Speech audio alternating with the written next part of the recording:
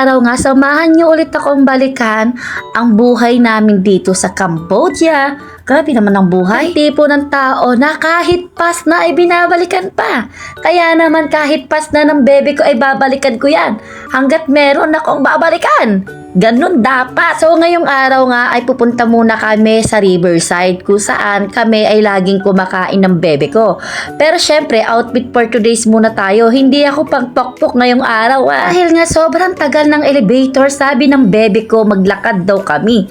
So sumakay, maghagdan daw kami mga ate ko. Kasi nga never kami naghagdan at may nakita nga kami dito, grabe. Painting na malaki ang dede. Kasing laki ng dede ko. Hoy, walang ganon. Naghagdan nga ako ng bebe ko kasi daw sobrang laki ko na. Sa totoo lang, napakalaki ko na talaga. Ikaw ba naman kasi pinabayaan sa kusina, aba? Siyempre, pabor din naman sa akin ang paglalakad kasi exercise. Exercise? Exercise kumbaga mga ate ko.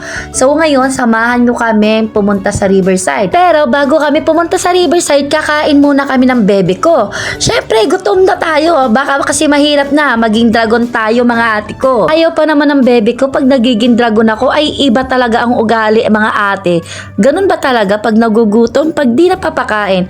Charot! Alam mo ba, bumubuga ng apoy ba pag di pinapakain ng bebe? Ano naman ng bebe ko, hanggat maaari, hindi talaga ako ginugutom. Kaya ayun, tumaba nga pala kaming kumakain dito kasi napakasarap talaga ng pagkain nila dito. Talaga namang kahit wala ka sa Pinas, ay iba din ang pagkain mga ate ko.